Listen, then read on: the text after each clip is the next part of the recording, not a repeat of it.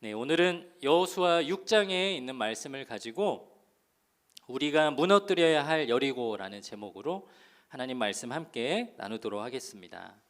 우리 새해가 되면서 우리 이제 여호수아 말씀을 큐티하고 있는데요. 우리가 읽은 이 여호수아라는 성경이 구약 성경의 꽤 앞부분에 위치하고 있습니다. 이 여호수아라는 성경은 구약 성경에서 다리 역할을 합니다.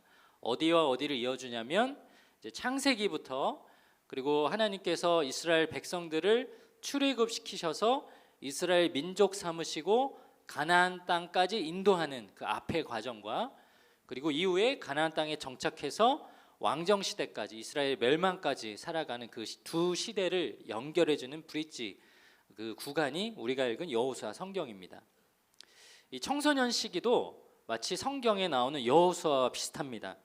우리 어린 시절에 부모님에게 사랑받으면서 미취학 어린이 시절을 잘 보내고 성인이 되기 위한 아주 기초적인 의식주의 생활을 배웠다면 이 청소년 시기에는 내가 성인이 되어서 무엇을 공부하고 어떤 것을 전공하고 어떤 사람으로 살아갈 것인지를 준비하는 기간이기 때문에 이 유아기 어린이 시절과 성인이 되는 시절을 연결해주는 그 브릿지라고 할 수 있어요. 여러분들이 청소년 시기에 성인이 되기 위한 많은 준비를 합니다. 공부도 하고요. 전공을 살리기 위해서 내가 어떤 것을 해야 될까 예체능도 고민도 해보고요. 혹은 대학 진학이 아니라 다른 길도 준비하면서 내가 20살이 되면 성인이 되면 어떻게 먹고 살아야지에 대한 고민을 합니다. 그런데 저는 오늘 여러분이 세상적으로 준비할 것에 앞서서 신앙적으로 준비해야 할 이 시기에 대한 말씀을 오늘 여호수아 6장을 통해서 함께 나누고 싶습니다. 이 여호수아 6장에 보면 여러분과 저희가 잘 아는 한 가지 커다란 전투를 벌이고 마침내 승리를 차지합니다. 그게 그 유명한 여리고성 전투죠. 근데 여리고성이라는 것을 생각해 보면 너무 크고 방대해서 사실은 전쟁을 통해서 이길 수 없는 상황 가운데 있었습니다. 그럼에도 불구하고 우리가 잘 아는 대로 이스라엘 백성들은 마침내 승리를 거둡니다. 오늘 이 말씀을 통해 저와 여러분이 이 세상의 거대한 여리고라는 존재를 여러분 각자의 삶 가운데 마주하고 있는 각자의 여리고들을 어떻게 무너뜨리고 승리할 수 있는지 오늘 이 6장 말씀을 통해 함께 깨닫고 도전받는 귀한 시간이 되길 축복합니다. 우리가 무너뜨려야 할 여리고, 내 인생의 여리고를 무너뜨리고 승리하기 위해서 우리는 어떻게 해야 할까요? 오늘 이제 두 가지 이야기를 나누려고 하는데요. 첫 번째로는 의심은 버리고 말씀에 귀 기울여야 합니다. 한번 따라해 볼게요. 의심은 버리고 말씀에 귀 기울여야 합니다. 네, 오늘 10절 말씀에 보니까 이런 말씀이 기록되어 있어요. 여호수아가 백성에게 명령하여 이르되 너희는 외치지 말며 너희 음성을 들리게 하지 말며 너희 입에서 아무 말도 내지 말라.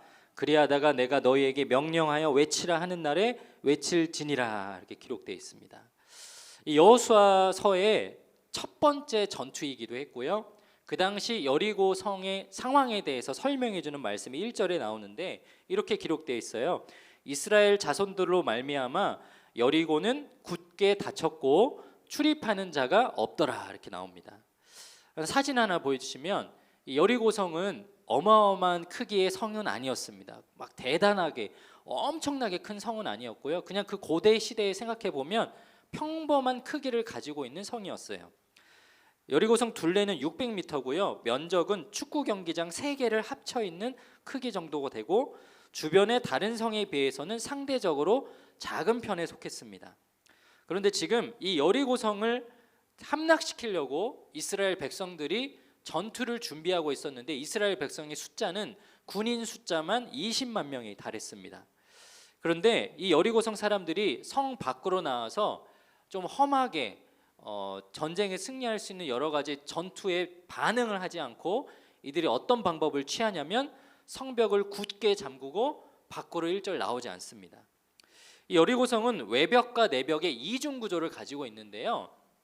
이 벽과 벽 사이에도 사람들이 살았습니다. 저 사진을 보시면 외벽 바깥벽과 내벽 안에 또 마을이 존재하고 살고 있죠.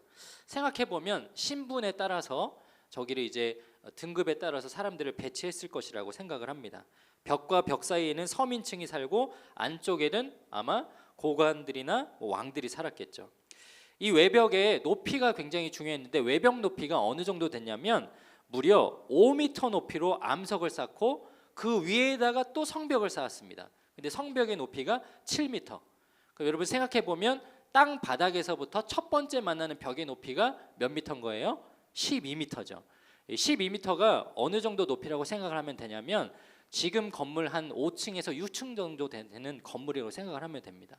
그러니까 성벽이 여러분들이 뭐 경복궁이나 뭐 수원의 화성이나 이런 데 구경해 봐서 알겠지만 굉장히 높게 설계가 되어 있었다라는 거예요. 그리고 벽과 벽의 사이의 간격도 굉장히 멀었는데 심지어 외벽과 내벽 사이의 간격이 5m 정도 간격이 있어서 만약에 이 서민들이 살고 있는 사람들이 안에 내벽 안으로 들어가 버리면 저 내벽까지는 높이가 25m까지 차이가 났다라고 해요. 그러니까 단순하게 말하면 위에서 활을 쏘거나 돌을 던지는지 무엇을 하는지 전혀 눈으로 볼 수 없고 성에 가까이 와도 성벽을 타고 올라갈 수도 없었을 뿐더러 그냥 위에서 공격을 하면 무방비로 공격을 받아서 쓰러질 수밖에 없다라는 것이죠. 하나님께서 이 여리고성을 대하고 여리고성 전투를 하기에 앞서서 여호수아에게 이런 말씀을 하세요. 2절 말씀에 뭐라고 하시는지 한번 같이 한번 읽어보겠습니다. 여호수아 6장 2절 시작. 여호와께서 그 왕과 용사들을 내 손에 넘겨 주었으니. 오늘 하나님께서 뭐라고 말씀하셨냐면 이 여리고 성을 너한테 줄 거다, 가서 싸워봐라, 준다라고 말씀하지 않으세요? 과거형으로 말씀하세요. 뭐라고 말씀하시죠? 이미 너한테 넘겨 주었다. 하나님, 이 여리고 성을 주셨다고요? 저희가 올라갈 수도 없고 뭐 활도 못 쏘고 도저히 인간적인 전투로는 승리할 수 없는 성인데요. 근데 이 성을 주셨다고요? 여호수아는 하나님 앞에 되묻지 않아요.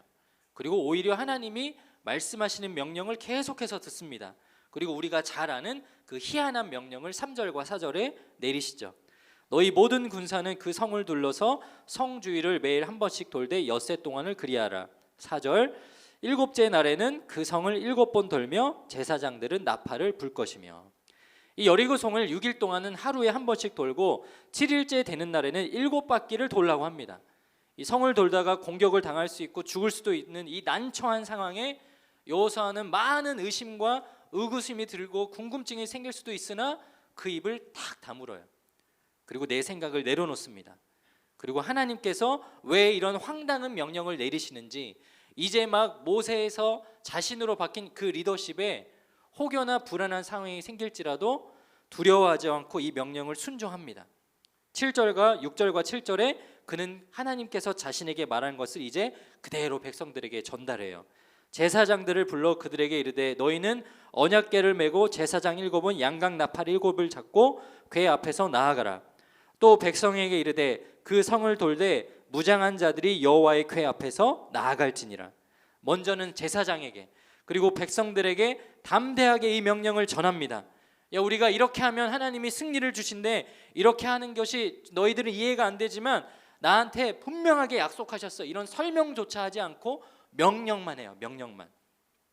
그리고 그들에게 가장 어려운 명령을 드디어 10절에 하죠. 여호수아가 백성에게 명령하여 이르되 너희는 외치지 말며 너희 음성을 들리게 하지 말며 너희 입에서 아무 말도 내지 말라.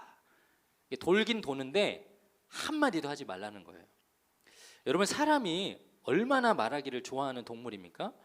우리 인간이라는 존재는 말하지 않고 표현하지 않고는 답답해서 살 수 없는 그런 존재들이에요. 제가 교회 수련회를 가보니까 그걸 알겠더라고요. 여러분, 자녀들이 수련회에 가면은 신기하게도 입술이 터져가지고 쉴 수 없이 많은 말들을 해요. 제가 이제 목회자다 보니까 저한테 오면 시시때때로 저를 붙잡고 질문합니다. 목사님, 이거 언제 끝나요? 목사님, 언제 도착해요? 오늘 점심 메뉴 뭐예요? 돈가스 나와요? 오늘 간식 뭐예요? 이거 끝나면 다음에 뭐예요? 밥 언제 먹어요? 오늘 집회는 언제 끝나요? 계속 물어봐요. 그래서 제가 질문충이라는 별명을 했어요. 너네 누구한테 물어보지 말고 명찰을 뒤돌리면 스케줄표 있으니까 그거 보고 그냥 따라오라고. 애들이 핸드폰이 없어서 그런지 혹은 이게 목자님들이나 저한테 인사 잘하고 그러면 저희들이 쿠폰을 주는데 그거 받으려고 하는지 막 와가지고 제잘제잘 떠드는 거예요. 이 한국 교회는 주일마다 여름이나 겨울이나 방학이 되면은 주일학교에서 성경학교라는 걸 하죠. 여러분 불교도 성경학교가 있는 거 아세요? 불교에는 절에서는 불교학교라는 것을 합니다. 마치 이 겨울에 겨울축제 수련하는 것처럼 불교도 방학 시즌이 되면은 어린이 청소년들을 불러다가 이 수련을 하는 거예요. 근데 이 불교학교에서 하는 메인 프로그램이 있어요. 그게 뭘까요? 수행.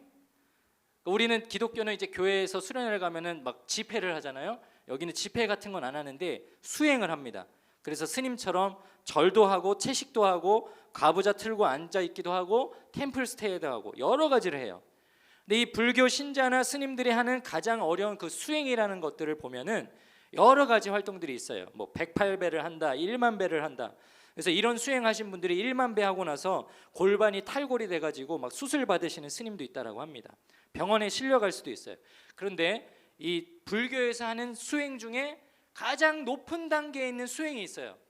그게 여러분 뭔지 아세요? 무건 수행이에요.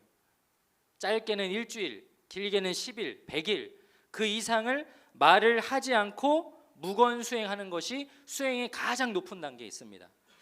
여러분 세상 사람들이 가장 힘들고 어려운 것이 무엇이라고 불교도 정의하고 있는 거예요? 말하지 않고 침묵하는 거예요.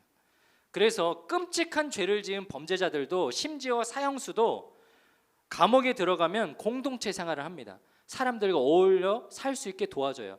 그런데 그 감옥 안에서도 잘못을 저지르면 어떻게 되죠? 그때는 독방수감을 합니다. 아무하고도 말할 수 없고 대화할 수 없는 침묵을 강요한다라는 거예요. 하나님은요 오늘 신기하게 이스라엘 백성들에게 다른 여러 가지 어려운 숙제들을 내준 것 같아요. 뭐 활 맞은 것 같고 어디서 돌 맞을 것 같은 그 위험한 일들도 있을 것 같은데 그것에 앞서서 그것을 뛰어넘는 가장 힘든 일을 하세요. 그게 뭐냐면 입을 다물라는 거예요. 그 입을 다물라는 것이 성경적으로는 어떤 뜻이 있을까요? 내 생각은 내려놓고 하나님의 말씀에 귀 기울이라는 것입니다. 주로 성경에서는 하나님께서 하늘과 땅에 있는 피조물들을 돌보고 다스리는 것을 유식한 말로 하나님의 섭리다라고 표현을 합니다. 이 땅을 다스리는 것도 하나님의 섭리고 작게 보면 여리고성을 무너뜨리는 것도 다 하나님의 계획이고 섭리였어요. 그런데 이 한자어로 섭리라는 글자를 보면 다스릴 섭자에다가 이칠이자라는 글자가 쓰여졌는데 이 뜻을 보면요 국어사전에서는 자연계를 지배하고 있는 원리와 법칙이다라고 정의를 하고 기독교에서는 세상과 우주 만물을 다스리는 하나님의 뜻이다라고 정의를 합니다. 여러분 저 화면에 보면 다스릴 섭자에 붓으로 손 숫자 옆에 귀 이자가 3개나 쓰였어요. 그래서 다스릴 섭자를 한문화적으로 해석을 하면 어떤 뜻이냐면 저 귀이는 누군가의 말을 듣다라는 뜻이 있는데 저게 3개나 모였으니 다른 사람의 누군가의 아주 정확하고 진리되는 말씀을 손으로 붙잡는 것, 그것을 섭이라고 해요. 쉽게 말하면 우리가 하나님 앞에서 하나님의 섭리 가운데 인간이 해야 하는 가장 기본적인 형태와 일이 무엇이에요? 하나님의 말씀을 듣고 붙잡는 거예요. 그래서 제가 지난주에 창세기 말씀을 근거로 이야기했던 것처럼 하나님은 말씀으로 역사하시는 분이시기 때문에 하나님의 자녀들은 가만히 귀 기울여야 한다는 것입니다. 하나님께서 이 황당한 명령을 내리시기 전에 그래서 여호수아에게 진리를 선포하셨어요. 뭐라고 말씀하셨죠? 이 여리고와 그 왕과 용사들을 네 손에 넘겨 주었다. 사랑하는 여러분, 우리 고등마을의 귀한 자녀들이요 이 세상을 살아가는 동안 누구 말을 의지하면서 살아가야 할까요? 하나님의 말씀입니다. 우리 자녀들이 무엇을 바라보고 그 뜻대로 살대로 노력해야 할까요? 하나님의 말씀입니다. 사랑하는 여러분, 또 우리 사랑하는 부모님들, 여러분 가정에서 우리 가정의 주인 되시고 가장 중요한 기준과 진리 되시는 하나님의 말씀에 귀 기울이고 내 생각과 의심은 내려놓고 주님만 바라보며 살아갈 수 있도록 가르치시는 우리 부모님, 또 우리 그러한 고등마을 자녀들이 될 수 있기를 주의 이름으로 축복합니다. 우리 한번 옆에 있는 친구들 보면서 이렇게 인사하겠습니다. 내 생각은 내려놓고 하나님 말씀에 순종하자. 네, 계속해서 두 번째로 내 인생의 여리고를 무너뜨리기 위해서 또 승리하기 위해서 우리가 어떻게 해야 할까요? 우리는 두 번째로 하나님 말씀에 대한 순종을 끝까지 완벽하게 해야 합니다. 한번 따라해 보겠습니다. 끝까지 순종하자. 오늘 21절 말씀 우리가 읽었던 성경 말씀인데 그 여리고 성을 점령했을 때에 그 다음에 이스라엘 백성들이 해야 하는 일들에 대해서 이렇게 말씀하세요. 모든 것을 온전히 바치되 남녀노소와 소와 양과 나귀를 칼날로 멸하니라. 그들이 그 말씀에 순종했다라고 성경에 기록되어 있습니다. 사실은 여리고성 전투 이 말씀 여호수아 6장을 읽어보면 조금 이해가 안 되는 명령들과 장면들이 참 많이 있어요. 특이한 점들이 있어요. 첫 번째는 군인이 아닌 제사장이 앞장선 거예요. 사실 전쟁에 나갈 때 누가 제일 앞장서야 돼요? 대장이 앞장서죠. 지휘관이 앞장섭니다. 그리고 지휘를 해요. 그런데 군인이 아닌 제사장을 앞장서고, 두 번째는 이스라엘 백성을 다스리시는 하나님을 상징하는 그 언약궤를 가지고 나가게 해요. 이 굉장히 귀한 보물이고 성막 밖으로 하나님이 함부로 움직이지 말라고 하셨는데 그거를 가지고 나오게 합니다. 그리고 제사장들이 나팔을 불고 행군을 해요. 이게 무슨 뜻이에요? 우리 지금 행군합니다라고 광고하는 거예요. 그 광고하면 어떻게 되겠어요? 언제든지 공격받을 수 있는데 위험을 일부러 전하고 전파하면서 돌게 하세요. 그리고 네 번째, 어떠한 군사 행동도 하지 않고 성벽을 돌기만 하고요. 가장 큰 중요한 특이점은 뭐냐면 여호수아는 분명히 하나님 앞에 언제까지 돌고 멈추라고 알려주셨는데요. 여호수아는 그것을 제사장과 백성들에게 말하지 않아요. 저는 성경에 여호수아가 왜 제사장과 백성들에게 언제까지 돌 것이다라는 말을 하지 않았는지 설명해 주지 않고 있어서 정확한 이유는 모르겠습니다. 그런데 추측은 할 수 있을 것 같아요. 그것이 뭐냐면 하나님과 대화하고 기도하는 끝에 그가 이런 결론을 내렸을 것 같아요. 이것이 우리 백성들이 온전히 순종해야만이 승리할 수 있는 전투다라는 확신을 가지게 된 거예요. 이 여호수아는 무건수행하는 이스라엘 백성들에게 언제까지 도는지 가르쳐주지 않습니다. 어느 과학자가 이야기하기를 둘레가 600m 되는 그 거리를 20만 대군이 한 바퀴를 돌려면 최소 3시간이 걸린다라고 합니다. 하루에 3시간씩 6번을 돌았어요. 그리고 일곱째 날은 무려 9시간을 넘게 심지어 7번을 돌았으니 하루 왼종일 돌았어요. 그런데 이스라엘 백성들은 리더의 말에 그것을 지시한 하나님의 명령에 의심하지 않고 마지막 날 7째 날은 두려워 떠는 마음들도 있었지만 순종했어요. 그런데 6장 10절에 내가 너희에게 명령하여 외치라 하는 날에 외칠지니라 라는 여호수아의 그 말과 하나님의 명령을 신뢰했어요. 언제 외치라고 할지 모르고 언제 그만두려고 할지 모르고 언제 소리 질러야 될지 그들은 몰랐으나 이스라엘 백성들이 어떻게 했다고요? 끝까지 순종했다라는 것입니다. 우리는 그런데 여리고성 전투를 떠올리면 그거를 잘 돌고 그 도는 그 행동과 순종을 통해서 여리고성을 함락시킨 것, 그것만 승리라고 기억해요. 근데 여러분 그렇지 않아요. 우리 인간의 시각으로 보면 알려준 대로 돌고 돌아서 무너뜨렸고 전투에 승리한 것, 그것이 끝인 것 같지만 하나님 시각에서 보면 그거는 시작이었어요. 하나님은 오래전부터 가나안 땅을 약속의 땅으로 취하려고 예정하셨고 여호수아와 이스라엘 백성도 모르는 명령을 이미 모세에게 하셨습니다. 여러분 여리고 지역의 사진을 한번 보시면 우리 아까 성을 봤었는데 여리고는 지리학적으로 어느 위치에 위치하고 있냐면 중동 지방과 또 이 서방을 연결하는 또 동쪽으로는 아시아를 연결하는 그 중요한 지정학적 위치에 위치하고 있어요. 저 여리고라는 성 저 위치를 보시면 위에서 저 갈릴리 호수부터 내려오는 강물이 사해까지 들어가는 통로에 있어요. 근데 화면으로 보면 아시겠지만 옆쪽으로 오른쪽으로도 물줄기가 하나 나 있죠. 저 물줄기가 끝까지 가면 어디까지 갈까요? 여러분 잘 아는 그 바벨로니아를 통과하고 지금의 그 터키를 통과해서 이제 동아시아까지 연결되는 일종의 서방의 문명과 동방의 문명을 이어주는 실크로드의 시작점이라고들 합니다. 하나님은 이 땅을 굉장히 비옥하게 만드셨어요. 충분히 잘 먹고 잘 살게 하셨어요. 그래서 아마 여리고 백성들은 성벽 문을 걸어 잠그고 아무도 못 쳐들어오게 해도 먹을 것이 넘쳐나서 10년, 20년 성벽 걸어 잠그고 버틸 수 있었을 거예요. 근데 하나님은 그 땅을 싫어하셨어요. 그 땅을 저주하셨어요. 그리고 그 땅을 심판하기 원하셨습니다. 신명기 7장 2절에 보니까 이렇게 말씀하세요. 네 하나님 여호와께서 그들을 내게 넘겨 내게 치게 하시리니 그때에 너는 그들을 진멸할 것이라. 그들과 어떤 언약도 하지 말고 그들을 불쌍히 여기지도 말 것이며. 여러분, 히브리어로 진멸하다라는 이 말이 헤렘이라는 단어가 쓰였는데, 이 단어는 번제를 드릴 때 사용하는 단어예요. 불로 태워서 바치다, 온전히 뼈까지 다 태워버리다, 파괴하다, 이런 뜻을 가지고 있어요. 네, 여러분, 하나님이 전쟁을 치룰 때 이 단어를 쓰세요. 이 말인즉슨 그 성 안에 있는 모든 생명이 있는 것들은 다 부수고 없애고 불태워 없애고 어떤 것도 취하지 말고 완전히 다 없애버리는 아주 잔혹한 명령을 내리셨죠. 이스라엘 백성들한테도 6장의 17절 18절에 그래서 그렇게 동일하게 말씀하신 거예요. 너희는 이 성과 가운데 있는 모든 것은 여호와께 다 바쳐라. 그리고 18절 그 바친 물건에 하나도 손대지 말라. 어떤 것도 가지고 가지 말라. 그래서 6장 17절 21절에 그들이 그 말씀 그대로 순종을 합니다. 백성이 각기 앞으로 나아가 그 성에 들어가서 그 성을 점령하고 21절 그 성 안에 있는 모든 것을 온전히 바치되 남녀노소와 소와 양과 나귀를 칼날로 멸하니라.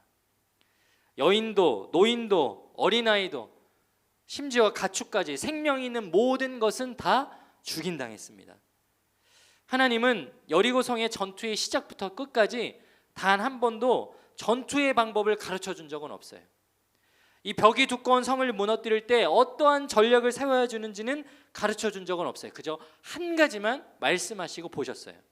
이 비정상적인 일을 명령하시고 명령을 받은 백성들이 그 명령에 100% 순종하는지, 여리고성이 무너지고 나서 하나님의 명령대로 모두를 멸절하는지, 오직 하나님의 말씀에만 순종하는지 끝까지 순종하는지 그거를 지켜보셨다라는 거예요.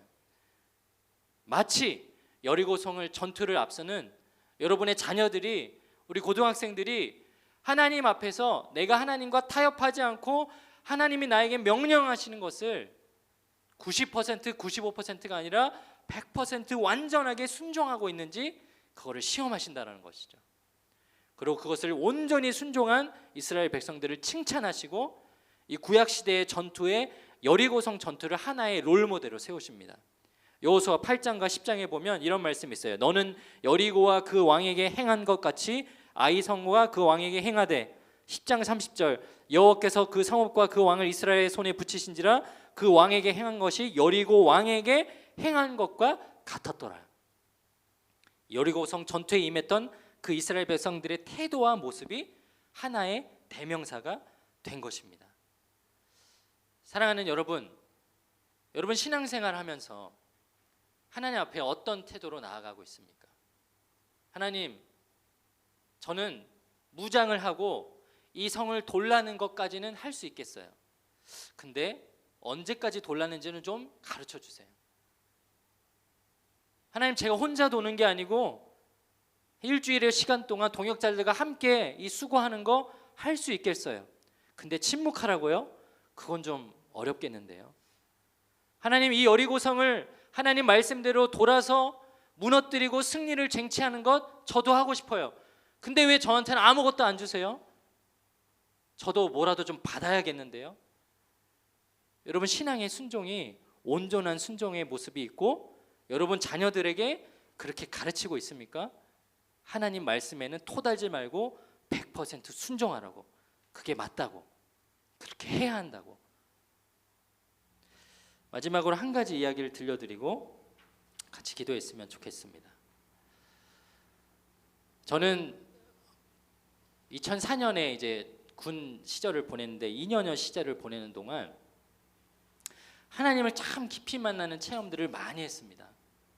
그리고 하나님이 저에게 복을 주셔서 마치 요셉처럼 군대에 있는 동안 제가 맡고 있는 보직이 한 단계 한 단계 한 단계 계속 성장을 했는데, 처음에는 그냥 행정병으로 들어갔다가 나중에는 어떤 보직을 맡게 됐냐면 한 1년 정도를 부대장님을 모시는 그 비서로 일을 했어요. 근데 제가 그 서울에 있는 용산에서 국방부에서 근무를 했었는데 일반 그 전투 부대가 아니다 보니까 또 서울의 도심지에 있는 또 국방부 그 신관에 으리으리한 좋은 건물이다 보니까 부속실이라는 데가 있어서 저 혼자 사무실 쓰고 그 안에 이제 부대장님 모시고 말 그대로 참 호화스러운 군 생활을 했어요. 그래서 하나님이 저에게 참 많은 시간을 주셔서 제가 성경을 사고 1년의 시간 동안 하나님 말씀을 무려 6독이나 하는 참 귀한 시간을 보냈습니다. 그러니까 시간이 많으니까 하루에 10시간 정도씩 계속 성경을 보는 거예요. 6번씩이나 봤어요. 하루는 말씀을 읽다 보는데 이해가 되지 않는 말씀이 있었어요. 그것이 무엇이냐면 히브리서 11장에 있는 말씀인데 믿음이 없이는 하나님을 기쁘시게 하지 못하나니 하나님께 나아가는 자는 그가 반드시 계신 것과 그가 자기를 찾는 자들에게 상 주시는 이심을 믿어야 할지니라. 이게 제가 신학생이고 전도사고 말씀을 공부했던 어떤 경력이 있는데도 불구하고 이 말씀이 갑자기 마음속에 팍 사무치면서 믿음이 없으면 하나님을 기쁘게 하지 못하는 그 한 문장이 나한테 마치 시험하는 것 같았어요. 너 믿음 있어? 너 정말 하나님 100% 신뢰해? 너는 온전히 하나님을 믿고 있어? 라는 그 믿음의 행위가 나한테 있느냐라고 물어보시는 것 같았어요. 그래서 제가 속으로 그랬죠. 제가 군대에 있는데 내 믿음이 시험당할 게 뭐가 있냐. 난 이제 뭐 직급도 있고 난 부대장님 비서고 누구 하나 나 건드리는 거 없고 심지어 성경도 보고 있는데 나한테 뭘 또 믿음의 시험을 하시냐. 그 생각과 말씀의 묵상을 가지고 주일을 맞이했는데 그때가 이제 추수감사주일을 앞두고 있는 때였어요. 그리고 이제 10월을 앞두고 있는 시기였는데 제가 비서를 하다 보니까 계속 휴가를 못 갔거든요. 그래서 제 휴가가 나중에 다 몰아쳐가지고 한 20여일 정도 되는 휴가를 받았어요. 근데 여러분 우리 군대 다녀오신 아버님들 목자님들 아시겠지만 남자가 군대에 가면 없던 효심이 생겨요. 그래가지고 괜히 뭐 22살 3살밖에 안 됐는데 내가 나가면 휴가 나가면 엄마 아빠한테 용돈 달라는 말 하지 말고 뭐 선물이라도 사드려야지 해가지고 이 말년휴가 때 병장들이 막 돈을 모아놔요. 제가 그래가지고 그 당시 한 달 월급을 7만 얼마를 받았었는데 저는 항상 월급을 받으면 그냥 그 7만 얼마 정확하게 일할 계산해가지고 7,500원 뭐 이렇게 11조 하는 게 아니라 10,000원을 헌금을 하고 11조를 드리고 제가 매주일 헌금할 거 빼놓고 그 다음에 한 5만 원 정도 남으면 그걸 가지고 뭐 후임들 뭐 사주고 이렇게 썼어요. 근데 이제 휴가를 가려고 그 돈을 차곡차곡 모아두었거든요. 그날 갑자기 예배를 드리는데 이 말씀이 오버랩이 되면서 저한테 그 물질을 가지고 시험하시는 것 같은 거예요. 야, 너 그거 모아둔 거 있지? 너 그거 내가 너 군생활 2년 동안 너 이렇게 지켜주고 보호했는데 나한테 정말 기쁜 마음으로 감사의 예물로 드려야 하지 않겠어? 라는 성령님이 주시는 마음인지 모르겠다나 그런 생각이 막 스물스물 올라와요. 그러니까 이제 제가 제 안에 있는 그 악한 상현이가 사단 마귀 같은 그 상현이가 억누르죠. 적당히 해도 돼. 10,000원만 드리면 돼. 야, 너 11조도 그동안 계속 오버페이 했잖아.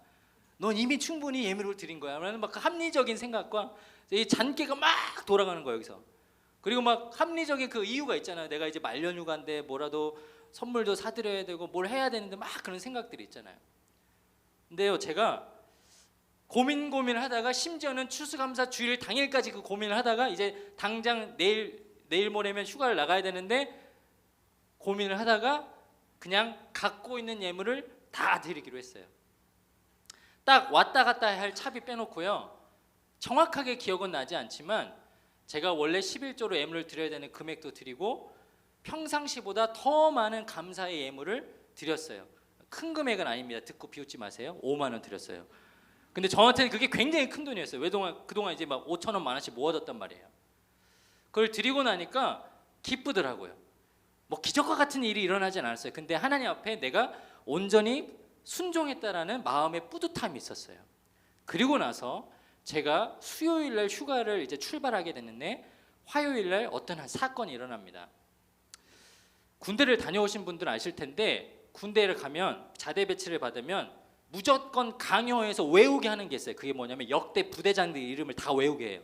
그래서 뭐 첫 번째 부대장 몇 년부터 몇 년 뭐뭐뭐 준장 뭐 이거 다 외우거든요. 근데 저희 부대장실 들어가면 그동안 역대 역임하셨던 부대장님들 성함이 다 있었어요. 그걸 달달달 외웠죠. 근데 얼굴도 있다 보니까 얼굴하고 그 부대장님 이름하고 매칭이 되니까 제가 기억을 하는 거예요. 화요일 날 손님이 한 분 오셨는데 보통은 부대장님 만나러 오면은 다 기별을 하고 옵니다. 누구를 약속이 있냐, 시간이 되냐. 근데 그분이 걸어오시는데 저는 한눈에 알아차렸어요. 이분이 지금 내가 모시고 있는 부대장 이전에 역임하셨던 분이시라는 걸. 그분 이름이 딱 떠오르는 거예요. 그래서 보통은 제가 이런 정장을 입고 사복을 입고 있으니까 누가 온들 거수경례하지 않고 어떻게 오셨습니까? 묻고 인사만 해요. 목례를 하든지. 근데 제가 부대장님인 거 알고 자리에서 벌떡 일어나가지고 큰 목소리로 충성 이렇게 격려를 했어요. 근데 이분이 이제 전역하시고 은퇴하신 분인데 너무 기분이 좋은 거예요. 야, 너 나 알아? 네. 병장 이상형 차도영 부대장님이십니다. 충성! 그랬더니 오, 내 이름까지 하네? 야, 너 기가 막히다. 너 직급이 뭐야? 병장입니다. 야, 짝대기 돼. 잠깐만 기다려봤더니 지갑을 딱 열고 지갑을 보지도 않고 그 당시 5만 원짜리 화폐가 없어서 그냥 이 안에 있는 이 돈 뭉치를 집어다가 저한테 딱 주시는데 그 돈이 얼마였을까요? 5만 원. 근데요, 그 부대장님은 모르죠. 그분은 그냥 기분이 좋아서 그날 저한테 용돈 주신 거예요. 그냥 쏘신 거예요. 근데 저는 돈 뭉치를 받아들고 안으로 모셔드리고 돈을 세보는데 너무 소름이 돋고 막 마음이 쿵쾅쿵쾅 심장이 멈추지 않을 정도로 크게 뛰는 거예요. 그 자리에서 하나님의 섭리를 인정했어요. 그리고 하나님 앞에 고백했어요. 하나님, 저의 작은 순종에 이렇게 응답해 주셔서 감사합니다. 여러분, 이거를 잘못 해석해서 나 100만 원 드리면 100만 원 받겠지, 내 자녀한테 뭘 바치면 우리 자녀가 그걸 받겠지라고 오해하지 않으시길 축복합니다. 오늘 제가 드리고 싶은 말씀은 하나님이 나에게 무언가 순종하실 때, 오늘 혹시 여러분 부모님들 가운데 저의 이 말씀을 듣고 내 자녀를 이렇게 양육해야겠다라는 마음의 찔림이 있다라면 해보시라는 거예요. 순종하시라는 거예요. 끝까지 순종하는 자에게는 하나님이 그 인생을 책임져 주시거든요. 사랑하는 여러분, 올 2025년을 살아가는 우리 고등마을의 모든 자녀들에게는 순종의 열매가 있을 수 있기를 주의 이름으로 축복합니다. 하나님 말씀의 그 명령 앞에 내 생각과 의심을 갖고 살아가는 것이 아니라 그 말씀에 귀 기울이며 95%가 아니라 100% 온전히 끝까지 순종함으로 말미암아 하나님이 동행해 주시는 형통의 역사를 경험하는 우리 모든 고등마을 친구들, 또 여러분의 가정이 되시기를 주의 이름으로 축복합니다. 우리 함께 기도하겠습니다. 우리 오늘 이 시간 함께 고백하고 싶은 찬양이 있는데요. 보라, 너희는 두려워 말고 보라, 너희를 인도한 나를. 보라, 하나님의 구원을, 하나님의 능력을 우리 고백하는 찬양입니다. 우리 괜찮으시다면 한번 다 함께 자리에서 일어나셔서 우리 결단하는 마음으로 이 찬양을 고백했으면 좋겠습니다. 하나님, 우리의 자녀를, 우리의 가정을 세상 두려워하지 않고 하나님 말씀 신뢰하며 그렇게 살기 원합니다. 이 믿음대로 살게 하여 주시옵소서. 우리 그런 마음으로 함께 고백하겠습니다. 보라, 보라, 너희는 두려워 말고 보라, 보라, 너희를 인도한 나를. 보라, 너희는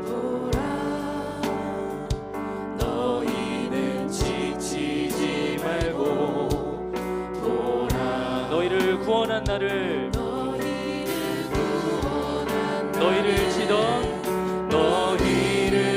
치던 적은 어디 있느냐, 너희를 억누르던 원수는 어디 있느냐. 보라,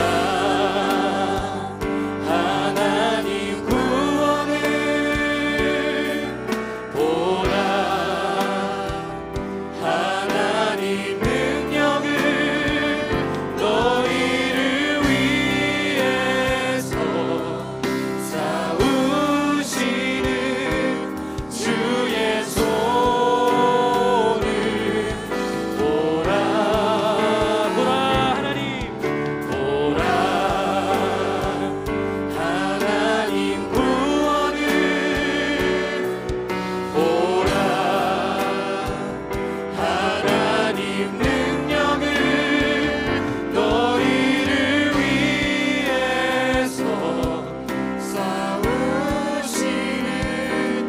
주의 손을.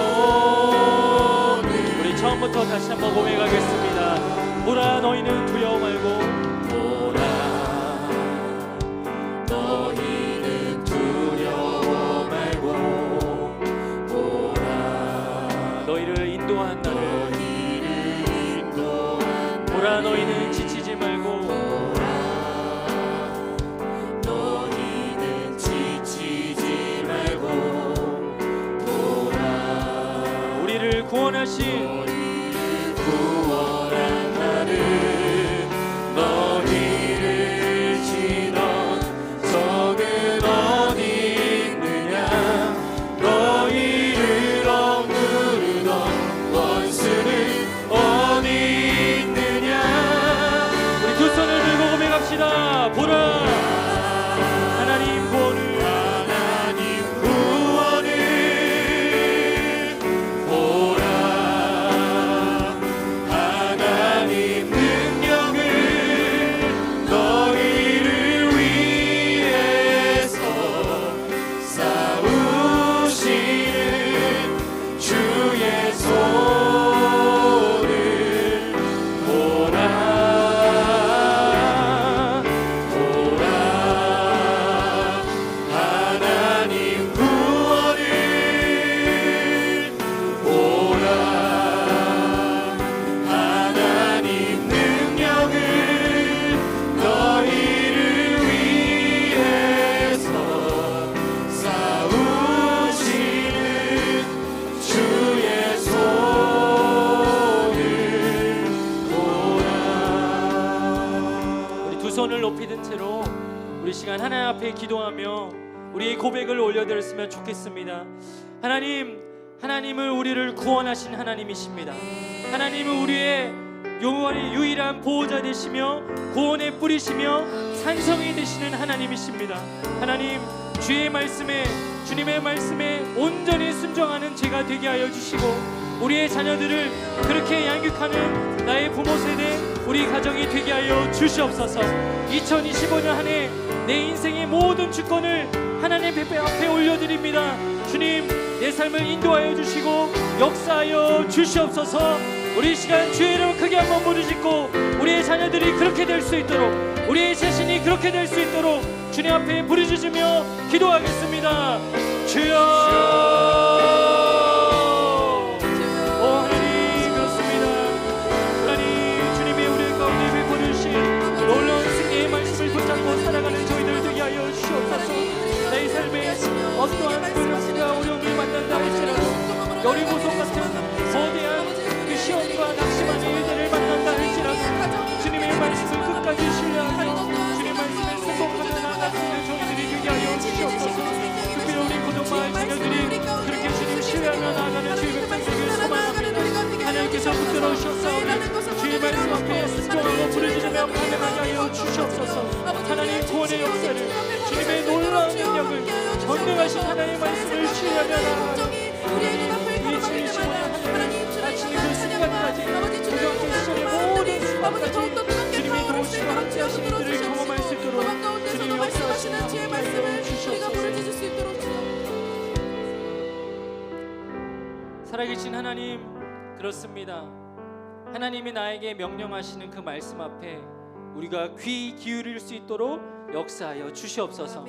하나님의 말씀보다 세상의 말과 내 생각과 내게 떠오르는 지혜를, 그것이 맞다라고 오해하고 주장하고 강팍했던 내 심령을 주님이 만져주시고 고쳐주셔서 이제는 이 귀로 하나님의 말씀을 듣게 하시고 이 눈으로 하나님의 말씀을 보게 하셔서 마음에 듣고 깨달은 것대로 순종하며 살아가는 저희들 되게 하여 주시옵소서.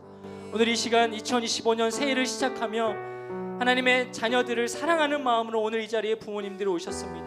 가정마다 하나님 맡겨주신 자녀들을 하나님 말씀으로 그렇게 양육하고 가르칠 수 있는 믿음의 부모들이 되게 하여 주시고, 또 우리 자녀들은 그 말씀에 순종하며 사는 하나님의 자녀들이 되게 하여 주셔서 우리 고등마을 모든 친구들, 부모님들, 그 가정이 말씀 가운데 순종하며 형통의 역사들을 경험하는 우리 모두가 되게 하여 주시옵소서.